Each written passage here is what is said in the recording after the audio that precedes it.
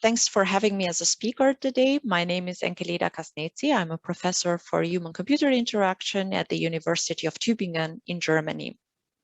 Today, I would like to take us beyond zero-order metrics and look at ways of employing deep learning for scanpath analytics.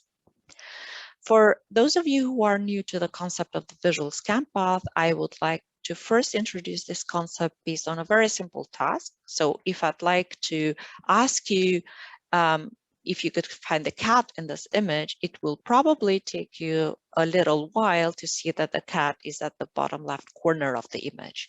In fact, if we look at the eye movements of a person we're recording during this task, you will see that it took the person 19 fixations to find the cat in this image. So this pattern of fixations and saccades is called visual scanpath.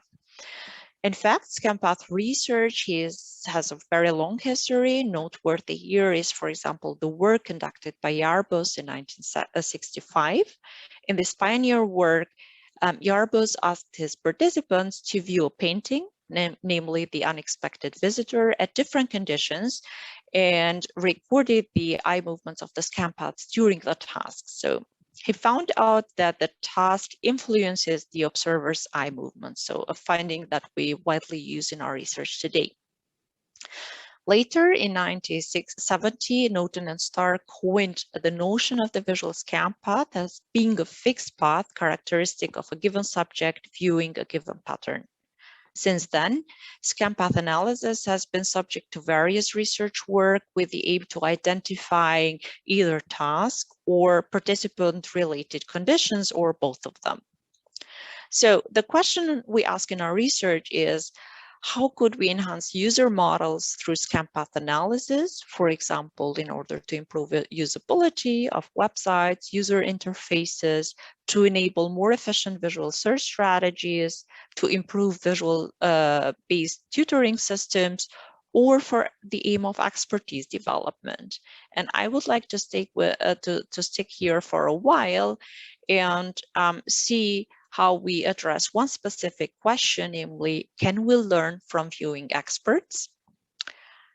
In the remaining of this presentation, I will talk about research work that was conducted primarily by my PhD student, Nora Kasna, with researchers from the Leibniz Institute for Knowledge Media and the university clinics. So what you see here in this image is a so-called OPT image. So is a wide panoramic radiograph of the mouth as part, like what is taken as part of the routine examinations, but highly challenging to interpret because there's a very dense anatomical structure in a very small image, which requires a high degree of expertise to being able to find all relevant structure or anomalies in such an image.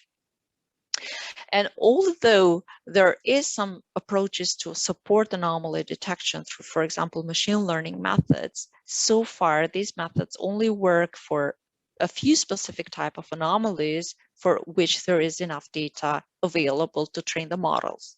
So therefore, proper training of the visual inspection skills remains a quite foundational part of the dentistry, the dentistry studies. So we can take as a small takeaway that AI is not there yet, and the image inspection skills still remain foundational to the medical studies. So let's take another example image, and I will show you here two scanpaths. The orange scanpath is the scanpath of a dentistry student in the 6th semester, so a student who has not undergone the visual inspection studies.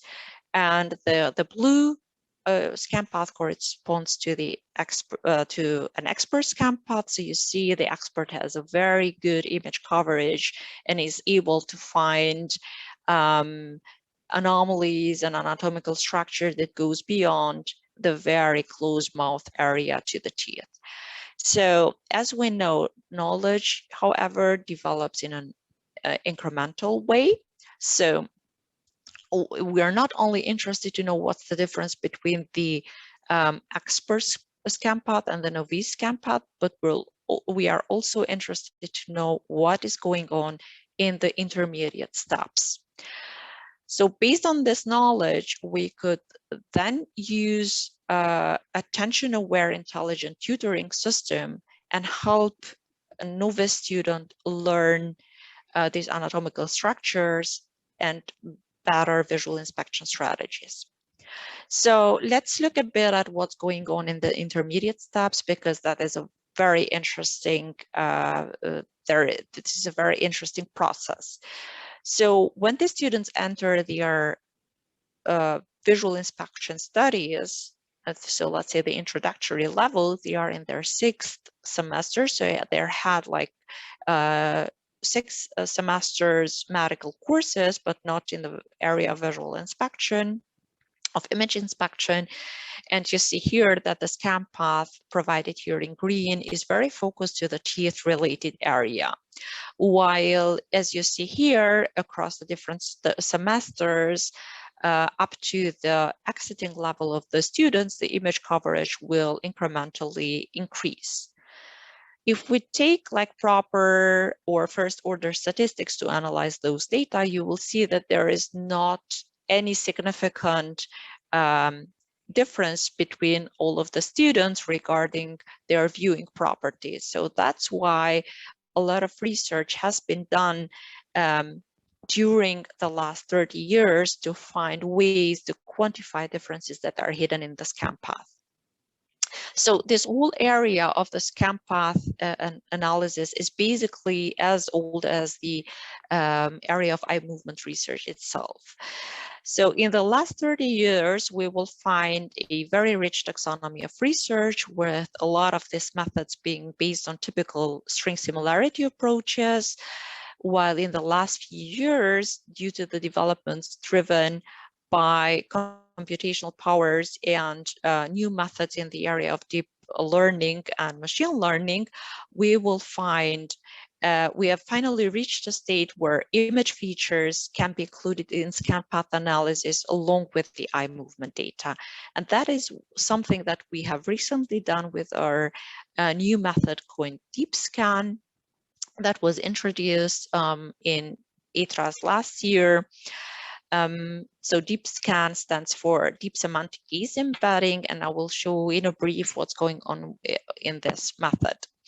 So what we have here is that we use image information around the fixation coordinates extracted in small patches, 100 by 100 pixels, but of course you can increase the image patch size as well.